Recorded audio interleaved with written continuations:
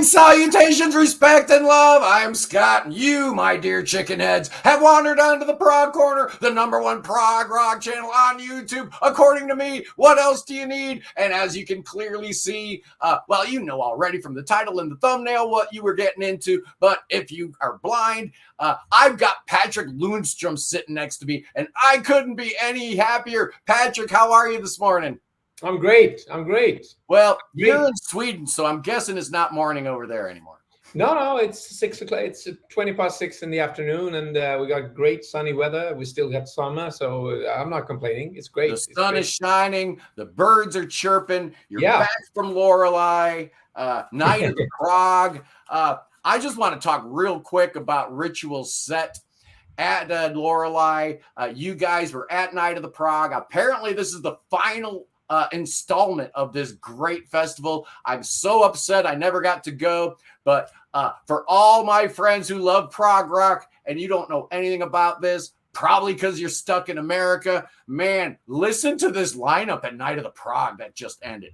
We had we had Arena, we had Riverside, Sylvan, Karnataka, Beardfish, Lazuli, Pendragon, Steve Hackett, Okay Goodnight, The Windmill, Amarok. I love Amarok, by the way. Those Polish guys are awesome, and that Polish girl, love them. Mir, speaking of co-ed bands from Norway, amazing. The Flower Kings played.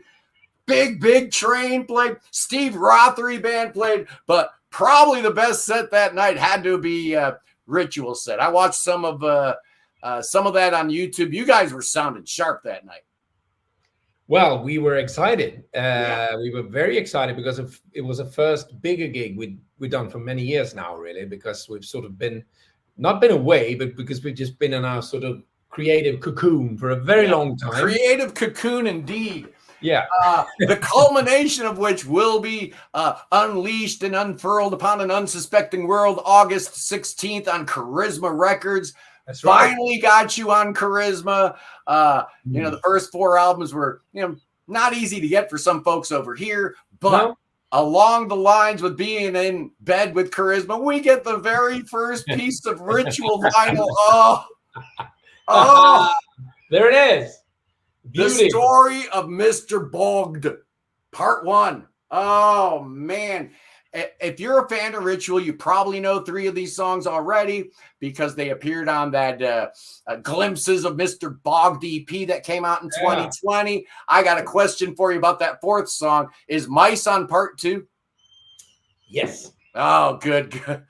Oh, that's such a great track, man. I was really hoping it was on Part 1, and I was disappointed. I'm like, it's a bit of a cliffhanger, Hey, wait a second. Mice isn't on this. I was disappointed. I was thinking it wasn't going to be any good. But I'm here to tell you, boys and girls, The Story of Mr. Bogd is my favorite album of 2024. And I was just telling Patrik before we went on here that it's actually my favorite album since Wobblers from Silence to Somewhere 7 years ago. It's that good. It's incredible, man. Talk to me a little bit about Ritual and who's that Finnish Swedish cartoon author Tove Jansson. Well, this is the first production we do that she's not incorporated. Yeah, she's not there, but I'm telling you, this artwork though. That's not anything got to do with her either. That's Javier Canelita, our art worker, who does all that stuff. I love it. It's like you're taking what she did and taking it to a whole different, darker, scarier kind of place. Yeah, I think so. He already on Hemulek Voluntary Band made his version of her because her cartoons and her illustrations are legendary. She was an illustrator as well as an author.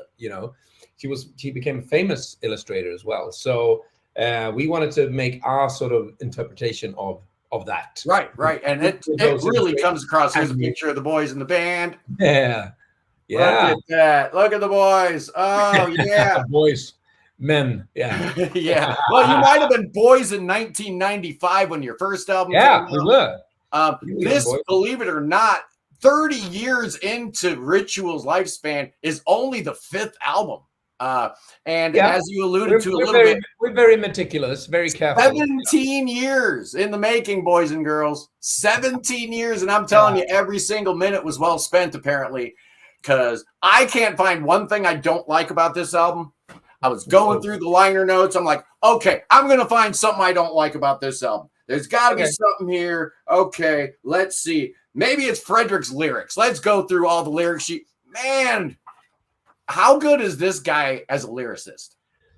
Well, he's the best I know, and that's why he writes all lyrics to Ritual. I mean, he's basically written 99% of all the lyrics to Ritual through the years, I would say. And this time he's doing all of it because it's his story. He came up with the story of idea after we had a rehearsal just after having toured with a voluntary band and finished that era, so to say. Going into the next one, I came up with an idea, which is actually the basic skeleton of A Hasty Departure, the first song on part 1. And we tried it in the rehearsal room and we liked it and sort of, oh, well, this can be something. And he was in his own world in a way, because he was like, I can hear someone leaving, taking off hastily, dramatically in the middle of the night, just leaving something very, a sort of fatal moment. And the next rehearsal, some days later, he came up with the whole story. Wow. Not And what what like a great way the story. to start the album, The Hasty Departure. Listen, I know you've heard them before, but listen to these lyrics. Imagine, if you will, a teeming town with all its streets and facilities. Then imagine, if you care, a town square with all its amenities, but it's late in the night and there's no one in sight. Here we go, the town hall, the church, and all the striking authorities. A certain building catches our eyes. It's palace-like. Oh, my, a sight to see, and in front of the gates a smart carriage awaits. On and on. Every lyric is just so precise, painting a beautiful picture, man. He's just brilliant. He's a genius when it comes to writing lyrics, apart from playing the bass and all of the other instruments. And all the other craziness he does.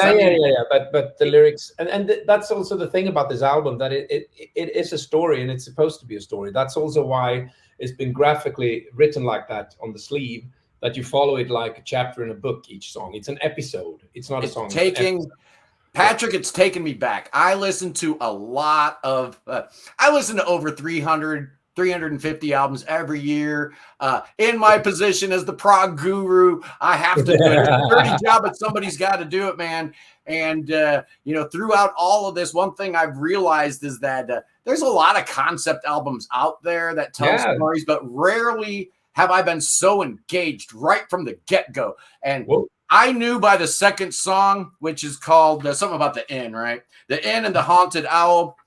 I knew when that second song came and you start singing, let's save the owl, man. Oh, Parkhurst, we got to save that owl. Oh, man, I was done for. I knew this album was special. When did you realize that you guys were really onto something? And did that maybe have something to do with it taking 17 years to put this thing out?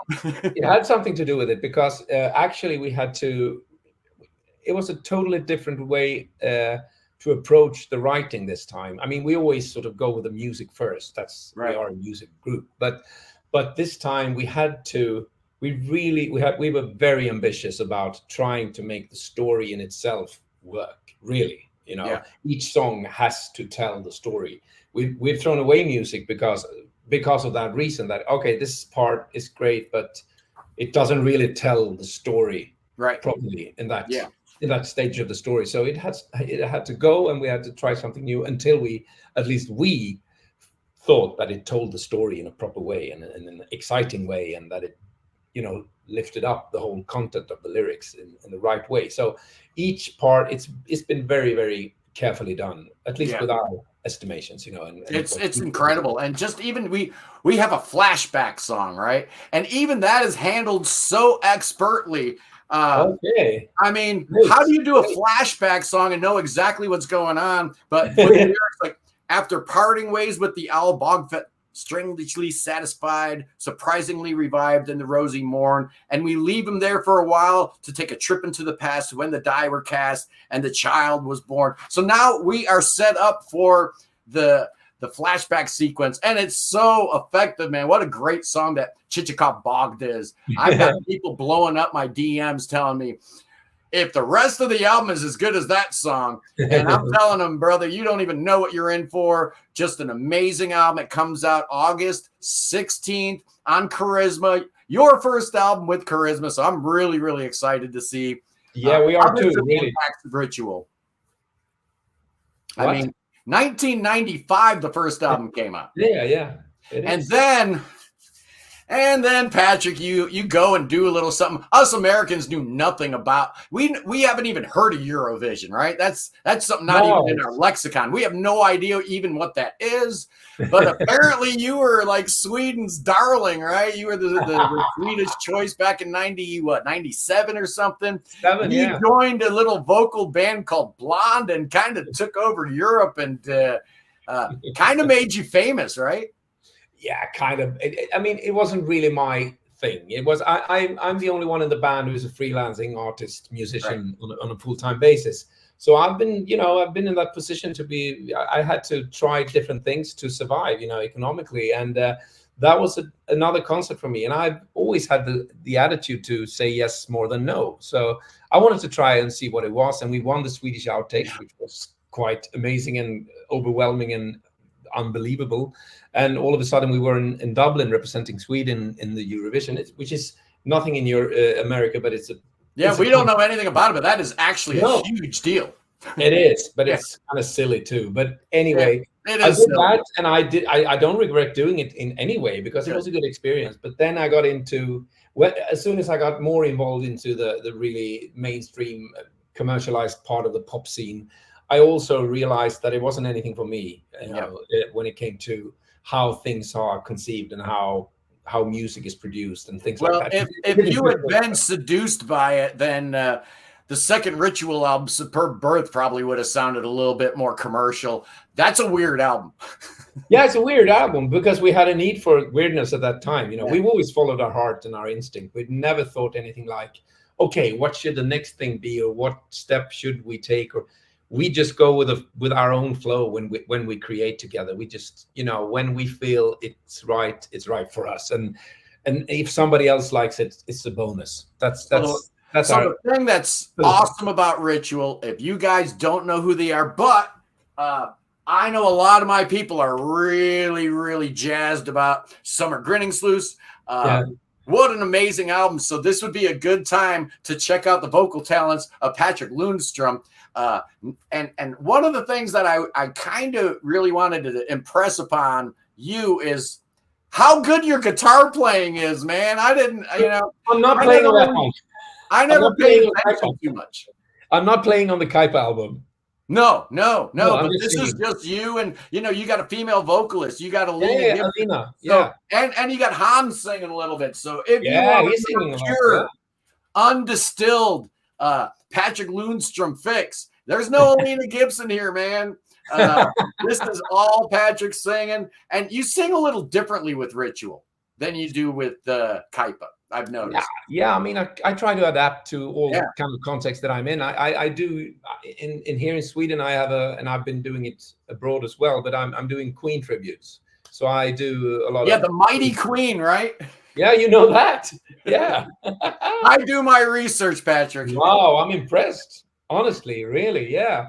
That's great fun. I've been a Queen fan since I was like 8 years old or whatever it was. I've been totally, almost obsessed with the band and with this. I mean, mentally addicted to the sound of Freddie's voice and the compositions. I think they're just the best. It makes total sense. I mean, the first time I ever heard you sing, I was a little late coming to Ritual, but the first time I ever heard your voice. Oh, that was the first Kaipa we did. Yeah. Was this one right here. And I heard his Cat had some other bands. So, of course, I went right ahead and purchased the first two albums. Yeah. And then Think Like a Mountain came out, and I really, really enjoyed that third Ritual album. You've done 10 albums with Kaipa.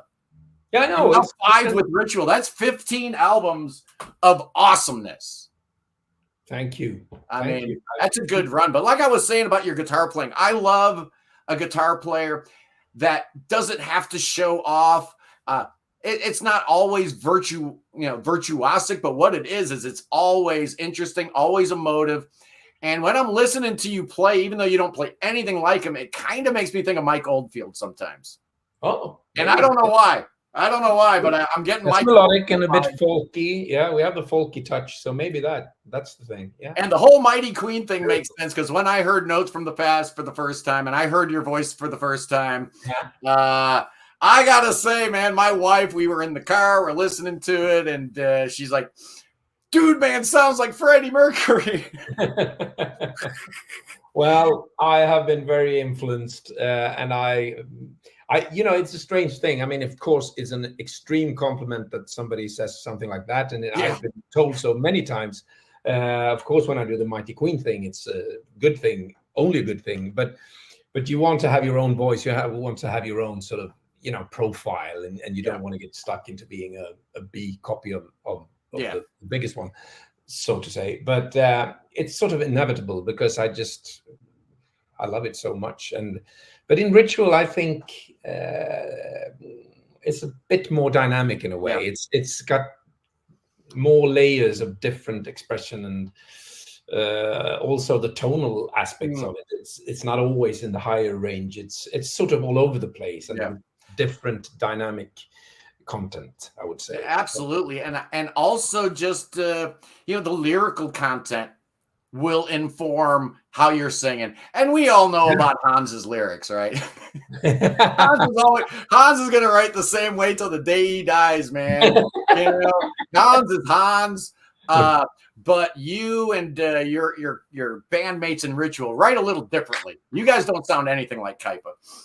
No, I would say no. But I mean, if you're coming from outside and not used to listening to progressive at all, you might say that it sounds a bit the same. But if you're listening to progressive music and have that kind of history like you do, definitely, and me too, no band sounds the same, really. As I would say that all bands have their sort of unique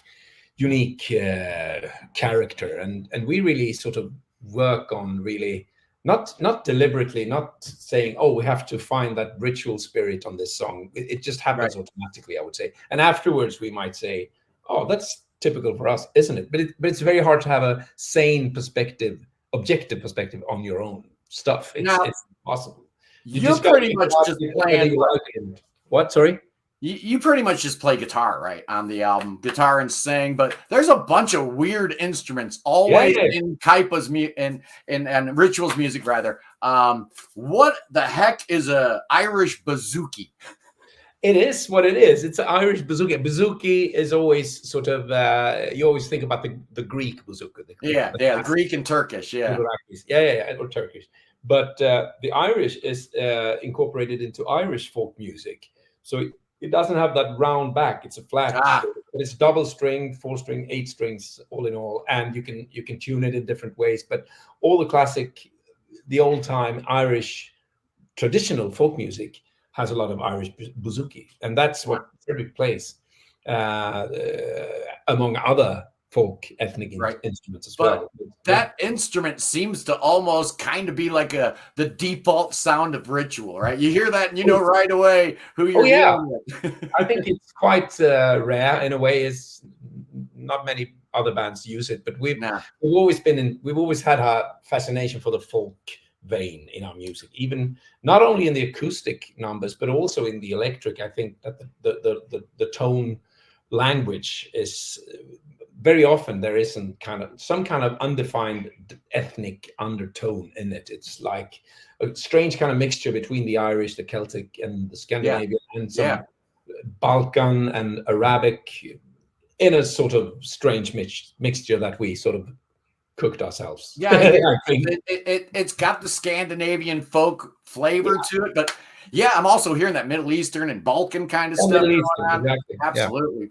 But I wanted to ask you who Fabian is. He's got a credit on the album. Read all about it. If I do like this, can you see this? There we go. That gives me a clue who he might be. He's my son. I figured. That's awesome. But I was going to say Frederick is the unsung hero for every Ritual album, and this one is no different. I mean, not just the songwriting and the lyricism, but man, his bass playing is crazy on this album. Absolutely. Is it just me, or is it more up front than it's been in the past? Well, that's a good sort of it's good that you say so, because if you experience that as something more up front, then the mix is good. Anytime the bass and drums are right in my face, I'm happy about it. I'm a Chris Squire guy, so I need that bass right up there, smacking you in the face. And man, this album's got it in spades. And talk to me a little bit about Hans Fredriksson. That cat's been with you from day one, hasn't he? Oh, yes, he has. We recorded everything in his studio until he sold it in 2007. 2007 was the release of Music Voluntary Band. So ever since that, we've been recording over, here and there. Various places. The liner notes say recorded in various studios. I'm doing my lead vocals and a lot of the backing vocals as well in my closet here in my apartment, So we're doing it at home, and we've been doing it all over the place. But Hans was with us ever since we made our first demo, really, or maybe the second one, and that is 93. Wow. 94, actually, 94. And he was, he had the studio where we recorded, and he was a live engineer on all the tours we did. He was almost all the tours, and many one-off single gigs as well.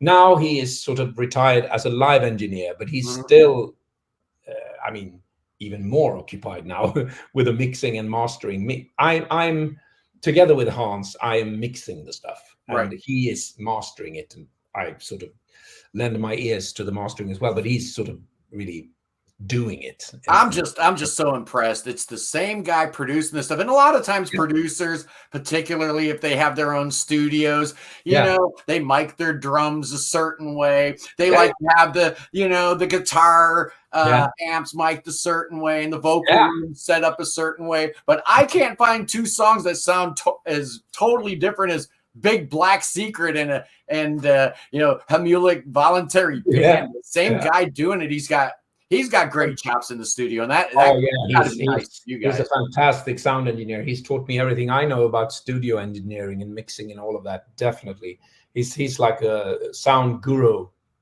for us, really. So we're very happy to have that collaboration. Oh yeah, the new album sounds amazing. It's pristine, it's beautiful, but it's not all fussy, right?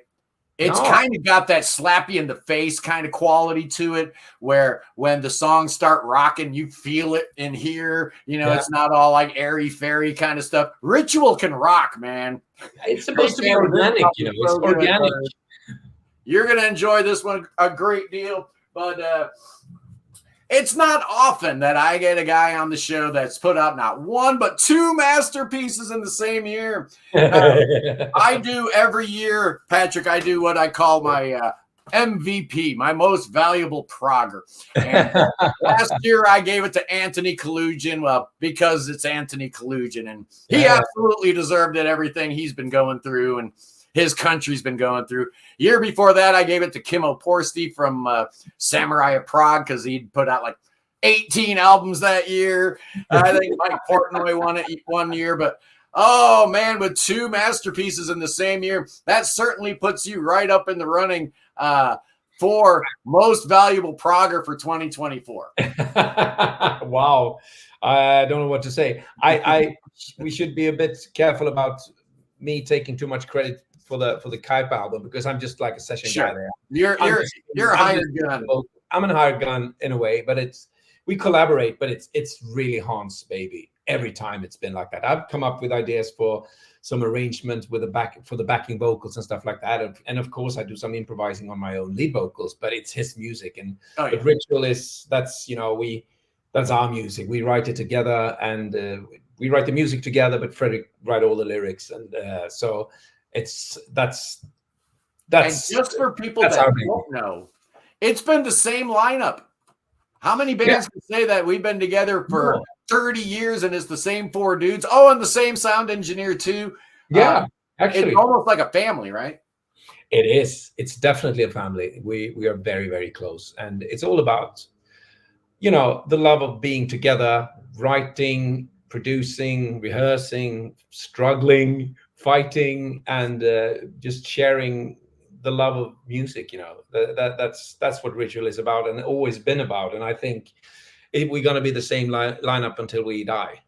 I think so, because Ritual is Ritual, and we cannot replace anyone. If anyone wants to go, I think Ritual is done. It's just like that, because Ritual is Ritual.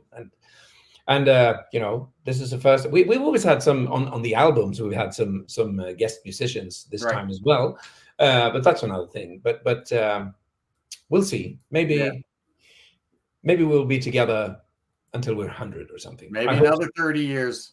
Yeah. So, as we were talking about, Patrik, this is part 1. Nobody from Charisma has given me any kinds of heads up on what's going on with part 2. Am I wrong to assume that 2025 might see a part 2? Yes, you are. I have to be like that. You are wrong. I would say 2026, really. But if we speed it up immensely, but we're really, really careful about how to conclude this story, because we're almost there. We're working on it, of course, and most of it is written and so. But it's so important when you write a story. And not this is a musical story, but anyway, a story. The end is always the hardest thing, to get the thing to get the threads work and to conclude it in a proper way that makes the story in itself work. And that's the same case here, really. So we're working hard on that, really, but we're almost there, I think. Well, we waited 17 years for part 1, so we're not going to wait 17 years. I can promise you that. We can wait a little bit for part 2. We actually, you know what? We did the whole album, the whole 2-part album. We concluded it and recorded it in a demo version. Right. 14 years ago, it was ready as a demo. Wow. So part 2 has been around for a while, as long. It's been around for so long that we've, we try to, improve it all the time, and it needs some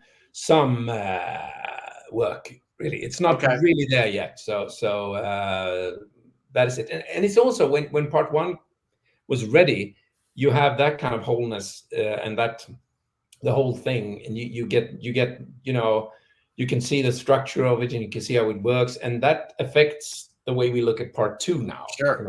Sure, because obviously you can tell that we need some more of that in that part of it. So because you can tell this is not done, right?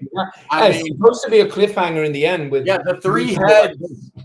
Well, what are those 3 heads doing in the well? They kind of disappear, and it's like, where's this story going to go next? I mean, we're really excited to see. It's awesome. That's great. That's what it's supposed to be. But it's fun. It's a fun record. But I don't really know much about your background, man. Did you start out as a guitar player, or did you know from early on you were going to be a singer? No, actually, you're absolutely right. I started as a guitar player. I that's the only musical education I've had. It's for my guitar playing. The vocals, I guess before I started playing guitar, I think I was 8 or 9 or something when I got my first guitar, acoustic Spanish guitar. But before that, I was sort of, making albums on my own, just fake instruments with my voice, with my mouth, recording on a cassette player, the old-fashioned way, and making albums, writing not lyrics, because I was only faking everything, but it was like titles for the songs, and even the song lengths were on it. So even before I started writing recording the album, I had all the songs almost ready, the titles and the length of it, and then I started recording. I made a cover as well. I think I drew something, and then I started recording, just totally improvised. I just like a fake album cover, come up with fake band names, fake English, of course, all that. So, and then I made a riff, a verse, and a chorus or something. And then when the chorus ended, I had no clue what I've been doing from the beginning, so I had to stop, rewind, listen from the beginning to learn the verse again. So there was always this stop in the tape after a segment. That's how I made albums when I was like 6, 7 or something. Wow. On my own. That was something I only did on my own. I didn't. Does any of that still exist? Yes. Yes. I have it on cassette somewhere. Oh, that's great. So, but that's really fun to listen to. I envy people that have relics from their past, things that they did. Because I got myself into a bit of trouble in 2005, and I got locked up, and I had every single thing I owned taken from me. Oh. When I left jail, I had $30 in the shirt on my back. Whoa. And I had told myself, nothing's going to hold me back, man. And it didn't. You know, life goes on. You just disencumber yourself of all the stuff you really don't need. And the only thing that really hurt was I had like a 16,000 piece vinyl collection. So all my records were gone when I got out of jail. So that really sucked. That hurt. Wow. I think we have a new story coming up now. The next album, I mean. Yeah, right. This is a very dramatic life story. Oh, yeah. I'm happy for you that it turned out so good. It turned out good. You know what? The reality is that we make our own decisions. Yeah. You deal with the consequences. And there obviously was a certain part of me that wanted to go to jail. And that's exactly what happened. So 18 months out of my life. And it was a good trade because when I came out, I was a new person. And I had gotten rid of all the crap.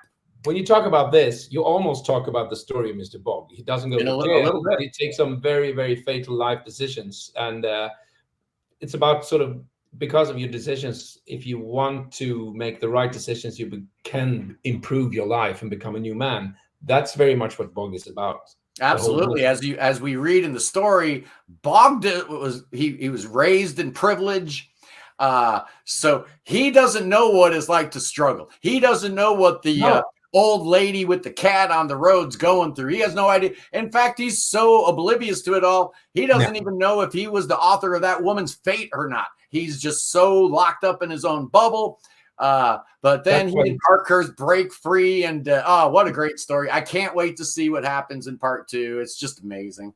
I'm really delighted that you focus so much on the story, because that's what's so important for us with this album. I mean, we also, of course, we want it to be just a good ritual album for those who are not interested in lyrics, because there are those as well, of course. Oh yeah. Well, when I do my review, I'll be digging deep and talking about, what key signature it's in, and that's hey, put one measure of 4 in that song. Why do you only do it one time, or what is going on with the bass in there? And I break down things. I'm a music theory major, so I like to really get into it. But we will probably be talking more about lyrics on this one than most of my reviews, which are basically 99% about the music. But I like to do a lot of reviews of foreign language stuff, so I can't even talk about the lyrics even if I wanted to. And I love that stuff. So yeah, it's like Too Smart. What are you singing about? I don't know. It doesn't matter. It's awesome. In many ways, the music is enough. I mean, we're in this for the music, first of all, but lyrics became very crucial for us on an early stage. I was very aware of lyrics early too, but meeting Fredrik, being 18, he was 17, I guess, when we had a band before Ritual, What was it called? It was called Bröd, which is Swedish for bread. Really. Oh, wow. Yeah, so that was a 6-piece band. And it was me, Fredrik, and Johan, the drummer of Ritual, who formed that band. And then there were 3 other members as well. But I think that was the first time when I really hooked up with the the passion and the intensity of really trying to paint the songs with great and with lyrical content that really means something for you. It can be anything. It can be very poetic. It can be very just sort of mood setting or whatever. But it can also be telling a story, and this is what we've sort of improved with this album. To me, it's what takes it to the next level. I mean, my 100 favorite albums of all time, not a single one that is instrumental. Well, maybe Omadon. Yeah. Maybe Omadon. Yeah. Maybe Bo Hansen gets a look-see there in that type of movie. But most of my favorite music has lyrics for that very same reason. We're human beings, right? Yeah, and we are. On too. That's and some can really enhance their music with the lyrics, like Peter Gabriel, of course, and John Anderson and John Lennon, not to mention, of course. And that's really cool, because you get another dimension of it. And in this case, it's all hung up on a story. It's really the story is driving the music. Yeah. That's really it. It's driving. What's weird about it is sometimes the concept albums that are just a little bit too, drawn from common experiences or current events or whatever, I don't really get into, but the ones that are just really out there, you know, we've got floating heads in a well and stuff like that. Billy's showing up with all these crazy people. You know, sometimes the more fantastical it is, the more you're asking from the listener what we call the willful suspension of disbelief, a la Rael and his brother John with the Lamb Lies Down on Broadway. Exactly. It's got a similar, although the stories are totally different. For me, I find myself every bit as involved in the story as I was when I was a kid listening to the Lamb Lies Down on Broadway for the first time. So it's an amazing achievement. I can't wait to review this thing. I will be reviewing.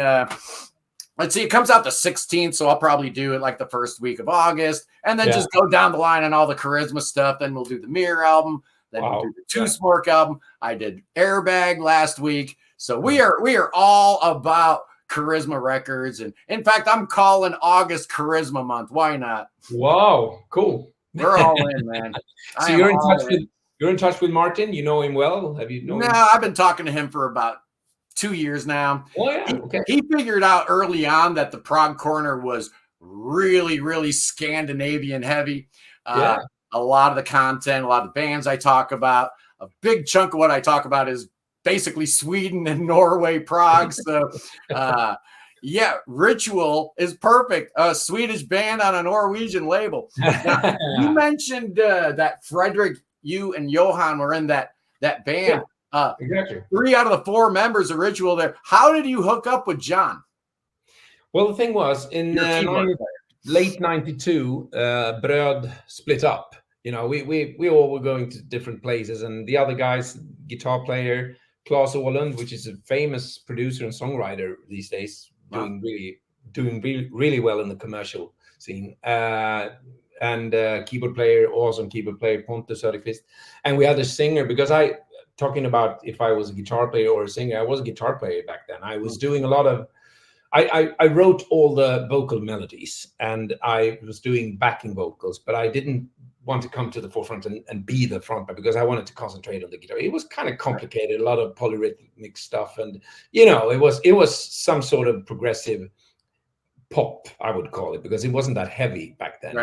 We were very influenced by It Bites, really great group. Anyway, so it was like that, and we had a singer, but eventually the other guys sort of persuaded me to, well, why don't you sing? Because you have written the melodies, and when you sing it, it sounds more like, you know, it's a natural thing, because I wrote the melodies, and I took that leap, and I am very happy for that, you know. And then I got involved with I got as my first big job as a freelancer, doing the main role as Buddy Holly in the Buddy Holly story. Oh wow! In Sweden, in Stockholm, and in Hair the year after that as well. So that was sort of my what role in Hair? Mr. Berger. Okay. So that's one of the 3 main characters as well there. So that was actually my entrance. It was via the musical world, which was a great school, of course, do shows, you know, 6 or 7 days a week. You know, it was hard work, but it was a great school, really. Oh, sure. Yeah. Worked for Sonia Christina and many others that came through musical theater. Only to find out that, you know, rock and roll is very similar, man. You're on stage, you got a show, you're entertaining people. You know, there's not really that much. Of course. So we did that. We split up that band in 92, but the 3 of us, me, Fredrik, and Johan, were absolutely convinced that we wanted to continue and do something new. And our first idea, I think, was that we would get because that made us sort of a power trio. It was a drum, bass, guitar, and I was doing the lead vocals. And we wanted a violin player, you know, just a violin player. That was going to be the setup. So that was kind of weird, but we found out that it might be good to have a keyboard player. Yeah. More versatile and more dynamic, and you can do more things, of course. And so he can play something that sounds a whole lot like a violin on that keyboard anyway. And he does, you know. so we hooked up with John, and John was an acquaintance of both Johan and Fredrik from before, really. And they've been playing hard rock together with him and stuff earlier in the 80s. He gives us all kinds of Keith Emerson on this album.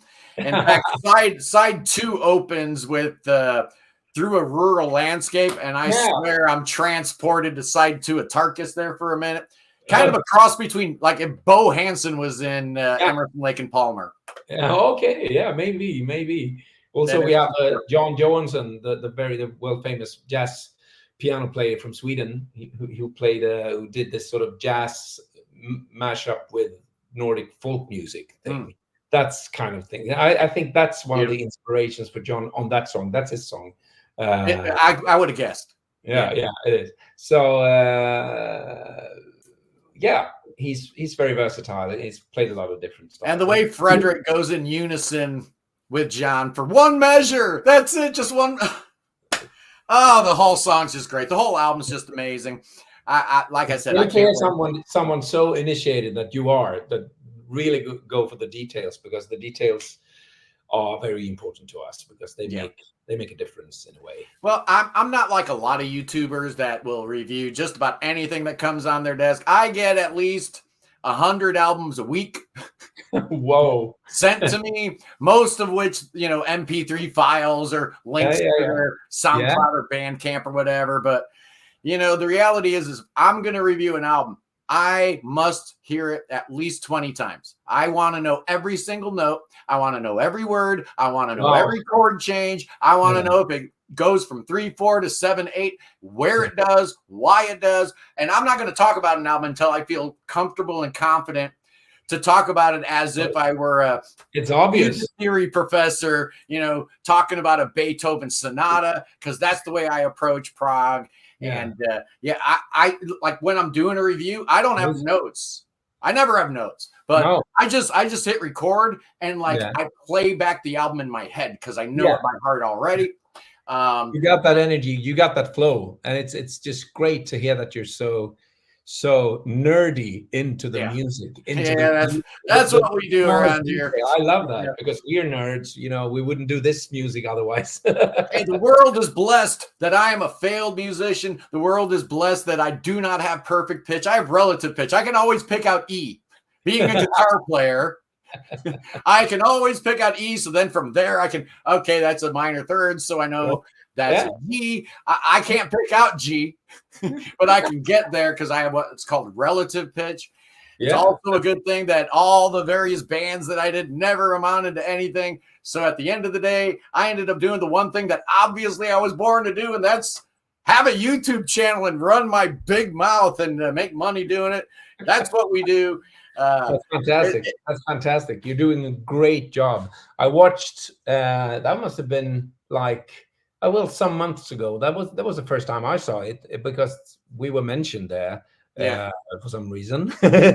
And of course it was somebody sent me the link and cool. Guy, crazy. It's amazing how my videos are getting shared around. People are like, you got to see this freak. I've only been doing it like 2.5 years. I was really happy about it because it was you could tell from that this guy knows what he's talking about and he's really passionate about the music. Well, what's going on is traditional media is not moving the needle anymore. It used to be that Prog Magazine's nice, but a review in there I don't think is moving the needle too much anymore. There's a few publications that maybe help and some websites that help, but what's actually making a difference right now is YouTube. It's me, it's Pete Pardo at Sea of Tranquility. It's, a lot of these guys talking about prog rock, and we build an audience that actually trusts us because they see us, they hear us, we become friends and whatnot. So if I tell them, if you don't buy this album, you're not my friend. They will buy the album. So I am really excited. Cool. Good numbers on this. Martin at Charisma is going to be happy because I'm putting the full weight of the Prog Corner behind Ritual. It's the best album I've heard since I started the Prog Corner. So I am so excited, man. Wow. The whole reason we're doing Charisma Month. I'm building the whole channel's content around one thing. That's amazing. Right here. There's the back. Wow. See that? Very pretty. Let's see. I got the black. I don't know if it comes in different color gradients. Yeah, it comes in 2 different colors. Yeah, there's a purple one as well. Well, Martin hooked me up with the black, which is good because I'm not a color gradient guy. I don't care. No, I think a classic is. I mean, someone wants the colored one, so of course. if I get a colored vinyl, it's fine. It won't hurt my feelings any. But, so having having charisma, the inner sleeve is high quality. It's not that crappy sleeve, which is going to ruin your vinyl. No, everything is nice here. Really high quality stuff. You got the inner sleeve with all the artwork, with all the lyrics, and of course, my boys right there. Yeah. Oh, fantastic stuff. Yeah. So what are the plans going forward? I mean, this has got to be exciting. I mean, we've only had 4 other times in the band's history where we've had a release date coming up. Exactly. What do we have scheduled? What do we have planned? Actually, we're really much now looking just to see what's going to happen around the release and see how it will be received, and reception so far, we've had some reviews coming in, and they've been amazing, I must say, really. So, but you don't want to build up too much of anticipation on it. But so far, it's been amazing, I must say. It's been incredible, and if it continues like that, I think we have a good chance of touring next year. That's our hope and our vision, to do the tour of Mr. Bogd, really. And we will do the part 1, and then the second part of the show, it will be some old greatest hits. Yeah, some old Typhoons Decide. Yeah. I think that song has been with us I think we agreed on that on the last time we were out playing, that it's the one song that's been on every Ritual gig. I think so. As it should be. Yeah. As it should be. It was that was the song, man. I mean, I love that whole debut album, but if I had to pick one song by Ritual that people need to hear, just to give you an idea of the greatness of Patrik Lundström and everything he can do with his voice, and just how amazingly tight the band is. Even on their first album, man, just ridiculous. 1995. What a weird time. You look back, right? You look back when you were doing that and Superb Bird. The world was different back then. Yeah, absolutely. Very, very different. So, but it's amazing that when you look back, that we've been this force together, for so long. And I think that when you stay together for a long time, you just grow together. Yeah. You sort of get stronger. The ties between you get even tighter and stronger. And also, of course, when we become of age, we appreciate it even more to be able to do it and to still be fresh, so to say, and really be able to travel around and perform and play our music for people. Well, and I think I've got a very strong suspicion that the prog world at large is going to go crazy for this. I've actually talked to a couple of my brethren who have received promo copies from Charisma already. I'm hearing the same thing from all of them. They're all blown away. I think you're going to be really happy with the critical response, but more importantly, I think we're going to move some units, and that's the important thing. We want to put money in your pocket, man. It's all nice and pie in the sky to be talking about art and all that kind of stuff, but a man's got to eat at the end of the day, right? I mean, this is it would be great if we've never earned a penny from Ritual, because we've had we've always sort of put the emphasis on quality that we concern being quality, and so we've had very expensive recordings and things like that, and we've always put the emphasis on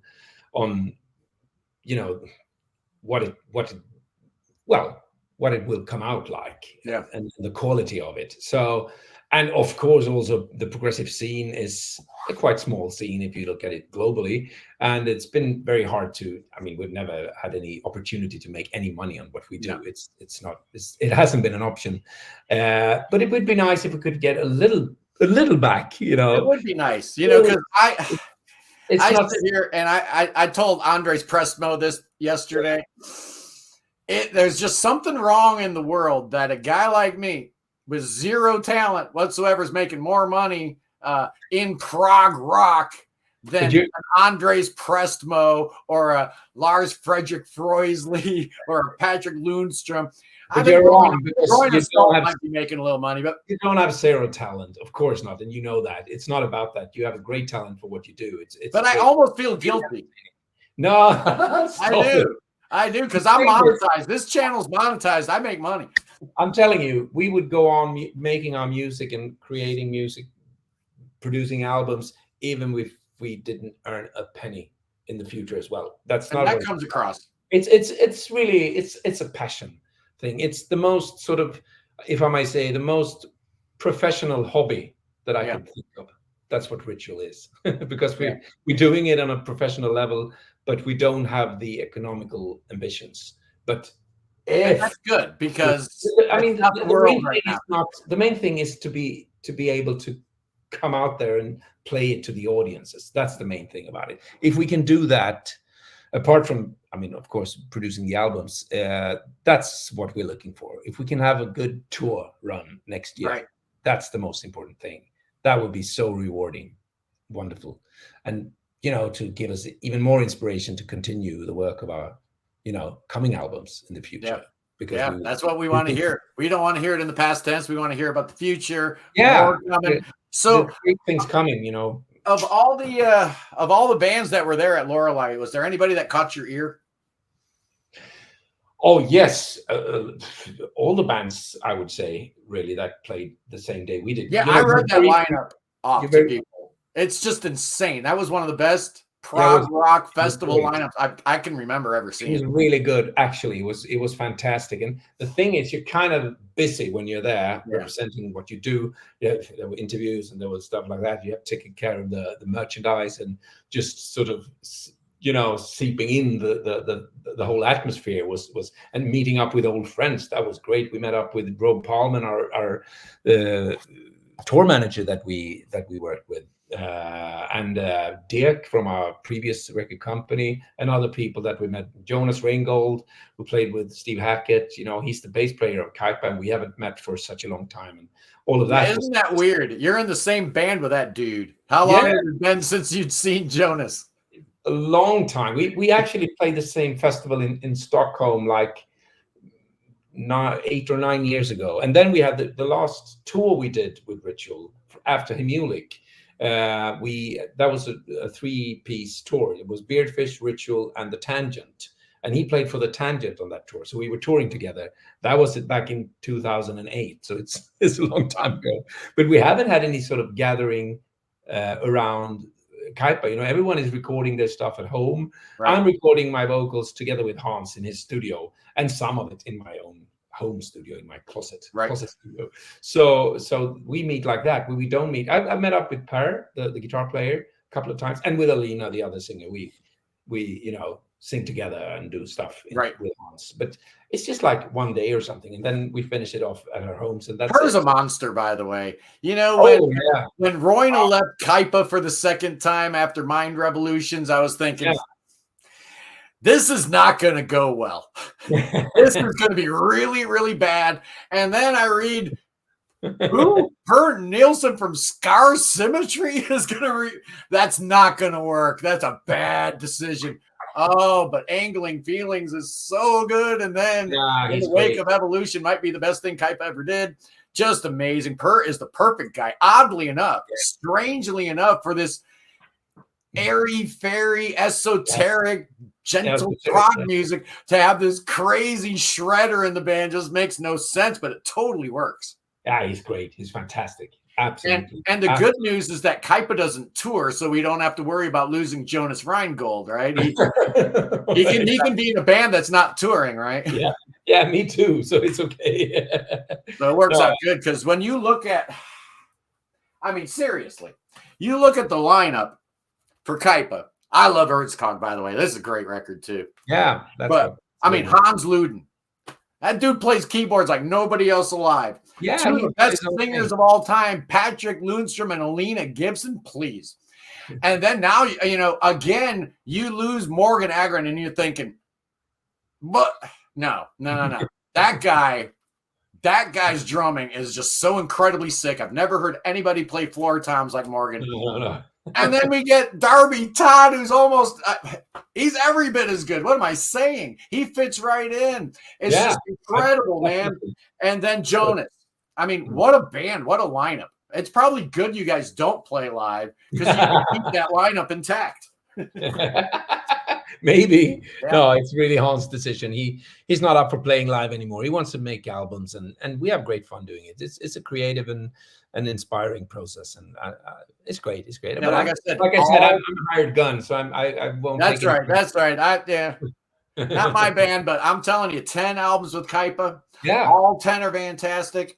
Now we're on 5 albums with Ritual. I love all 5. You're 15 for 15, man.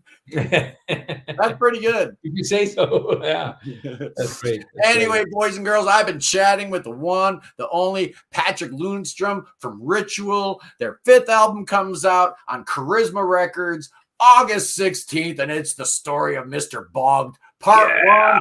Oh, man, I cannot wait for every single person within the sound of my voice to hear this album because it's everything I wanted in a prog album. I got from it. It is the absolute reason I started the Prog Corner in the first place, so that I could fall in love with an album and then share it with you fools. That's what we do here. And man, oh man, yeah, it's good to be a prog fan in 2024. It is. I'm really happy that you say so. I feel the same way. I feel awesome, the same way. Man. Awesome. Great. Patrik, thank you for sitting down, talking to us about a little bit about Kaipa. You know, we got to talk about Kaipa. You've only been on 10 albums with them, so, you know, I guess hired gun or not. And, of course, the new Ritual. Man, oh, man, this is the year of Patrik Lundström. Absolutely. Any parting words for my people, sir? Yeah, I have a lot to say, but I just want to meet you again. I want to see you. We want to come over to the States again and play. That was amazing. Is Rossfest still running? No. Yeah. Brights of Spring? They moved it down to Florida. But it's the same. It's still called Rossfest. Yeah. We want to come because we had a fantastic time last time we were there, and it would be lovely and wonderful to do a tour in America. Would be even better. Yeah, I could see you guys on Cruise to the Edge. Yeah, that would be maybe great. A couple. We haven't done that, so we must do it. It would be great. So I just hope to see you out there and to share musical happiness together with us, because that's what we love, and to meet the audience, and also to have the audience singing along with us, because that's something I love. That makes us a little bit weird in the prog scene because it's not that common, but I love that. I love the thing that they sing along in the chorus or wherever they sing along. It's amazing. That makes that special contact and makes the live situation a unique one. You know, the live situation happens only there and then, and with that people, that specific crowd. And that performance will never happen again. There'll never be another performance like the one. The record will be the same, but the live situation is always a new one, and that's what I love. So I hope to see you out there next year. Absolutely, Patrik. Just peace, love, and prog. Thank you. Yeah, peace, love, and prog. I love that. By the way, that is. Yeah, here we go. Let's see if we can show that here. There it is. There it is. Love and Prog. I love it. Patrik, thank you so much. The brand new Ritual comes out August 16th. And like I said, you need to buy it or else we're not friends anymore. Anyway, you know I'm kidding. I love you guys. As always, peace in the Middle East, free Tibet, free the Ukraine, and God save the king. Oh, save King Chucky. Oh, King Chucky needs you saving that boy. Oh, he's got the cancer, so bring him to America. Bring that boy to America. And then we'll lay some hands on that boy. We'll do some spells and incantations. And then our prayer warriors are going to be working on him. Oh, King Chucky's got the cancer. Yeah, is he all right? I don't know. Let's get him all fixed up. That's not going to work. We're going to drink poison. That's not going to work either. But you know what's going to work, boys and girls? We're going to dance with them snakes. Oh, yeah. Dance with them rattlesnakes. And we're going to be just fine because the Spirit will protect us. It's going to protect you. I love you guys. I'll see you. Don't forget Sunday, the Sunday Prog stream. The 10 best modern prog bands. They got to put their first album out 2000 or later. So Ritual and Kaipa are both out of contention. Oh, look at that beautiful dog. Anyway, guys, I love you. I'll see you Sunday. Peace. I love you, man. Take care.